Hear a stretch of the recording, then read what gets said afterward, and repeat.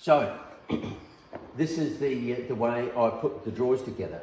You can see that I thought I'd give you a bit of detail of how I do it, because this one is a little bit better, because I've shown you the completed drawers, but I haven't shown you the way I assemble them. I use pocket hole screws to join them. These are the front and back, and I use pocket hole screws. I recently saw a thumbnail for a video where a guy had a pocket hole jig, and over the video with the title 10 Things I Regret Buying as a Woodworker. Well, one thing I do not regret buying is my pocket hole jig, because I use them for all the drawers. It's perfect joinery for these drawers, and they go on the inside. So what I do is I choose the best face for the front, so that and that. So I've paired these off before I joined them. I paired these off so that I had one good face and one was a little bit dodgy. So that's a little bit better. So I'll put that at the front, and then I take the base and I mark out the screw positions for the base. Now, I've set two squares here. There's Veritas jig here, and that's to about 15 millimeters, I think 15 or 16 maybe, I don't know, 14. That is set to exactly half the width of the side, because this is flush with the front and flush with the back.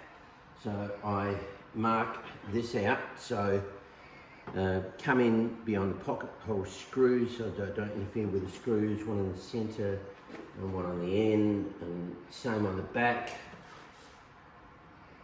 I'll just put one there, and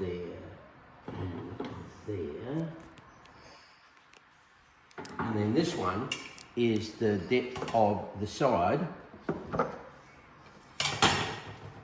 and it's the distance from the side to the edge of the runner, and to the middle of the plywood here. So that goes there, there. And I put 3 screws in each, along each edge, and that sets the hole positions.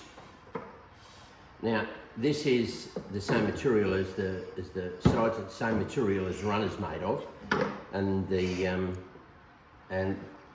the side protrudes just a couple of millimeters beyond these panels here. These just templates I use to set this, to make sure it's centered. So first of all, you have to put your glue on once you've done your mark up. I used to buy the big 500ml bottles of glue, but I found it was going off way before I finished it. So you tend to use a lot less glue than you think you're going to use. So I've decided I'm going to buy these 250, well, this is not 250, it's 300 and something, because it's imperial and then converted to metric for the Australian market. But I buy these smaller glue bottles because it's a lot more economical, even though it costs a lot per unit volume. You waste so much that's hardly worth buying the bigger bottles. I'm not an industrial shop, just a hobbyist, so it's a lot more economical for me to buy the smaller ones. I mean, the last bottle of Titebond I had was a 500ml, and I got about that far down, which is about half the bottle, and it had gone off. So that was useless. And I was finding that, so I thought, just better bite the bullet and buy the smaller ones. So make sure it's, because these sides can bow a little bit and go out of square when you glue them up. I tend to stay fairly well in square because they're cut square, but make sure that's flush, and use your fingers here to make sure that's equidistant in both sides, so that you've got a little bit of, yeah, there we go. So feeling both sides, it feels that it's recessed about the same there. And you have to make sure this is nice and square because this is only 12mm ply. If it's off that way, slightly it'll blow out the sides, which I don't want it to do. So there we go.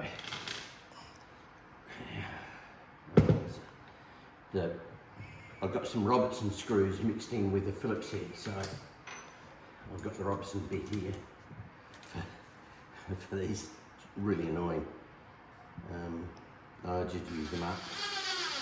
I don't know why I put them in together. I thought it was a good idea at the time. Not entirely sure what I was thinking. So that one's now square and in, it's flush. Now do the same thing out the sides here. Make sure that's flush, and then drill the pilot hole.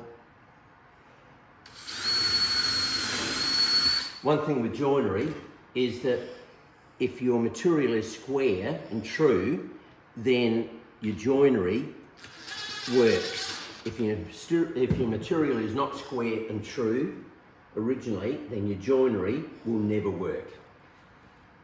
So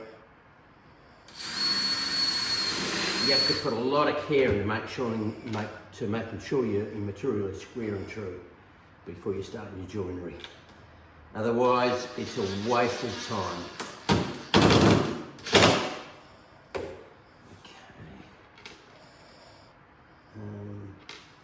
Now, yes, the back next. Come around the back, make sure that's square. Now this frame is perfectly square because I can feel there that it exactly the same distance in from both sides. It's critical. If this is out of square, then it's never going to go in the. It's never going to go in. It's going to be way out. So.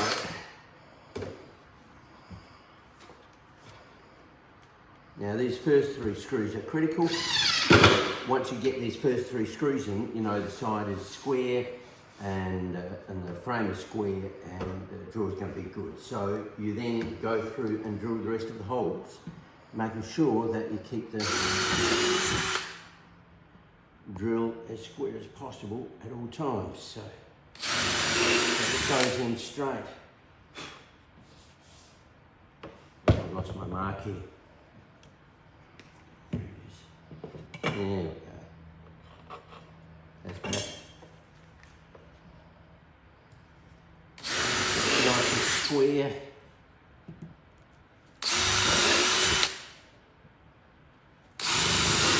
I was originally putting in a lot more screws in the sides here and realised with the glue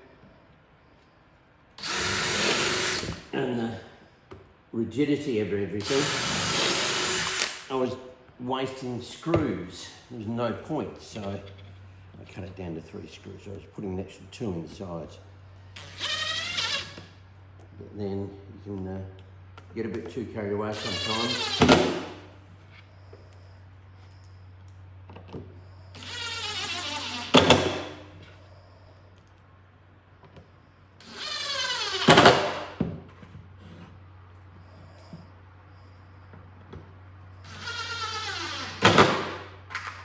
Last 2 screws.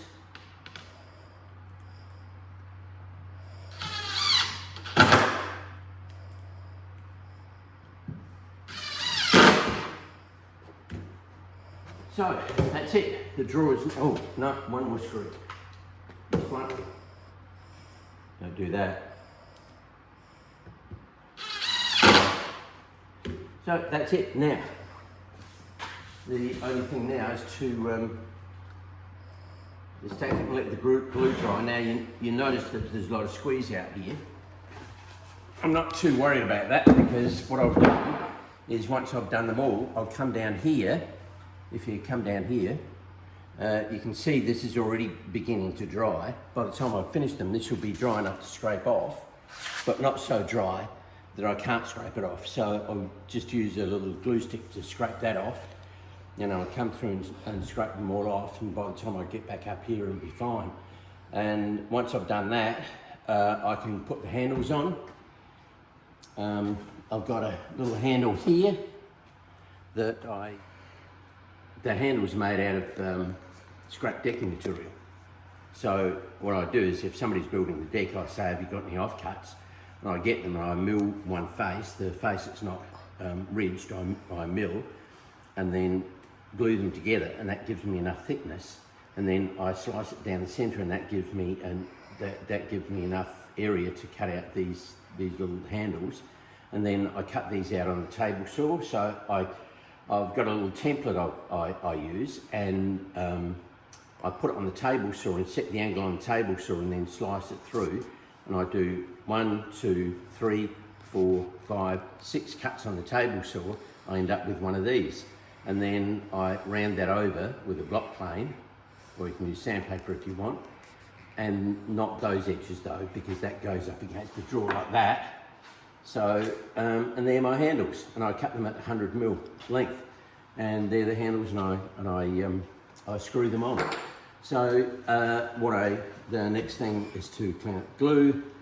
I then use my own version of wiping poly, which is 50% polyurethane and 50% boiled linseed oil, and I wipe it on, wipe off the excess, let it dry, and that takes a day or two to dry. Put on the I put on the handles first, and put on the handles first, then put on the wipe on poly, and they're ready to go.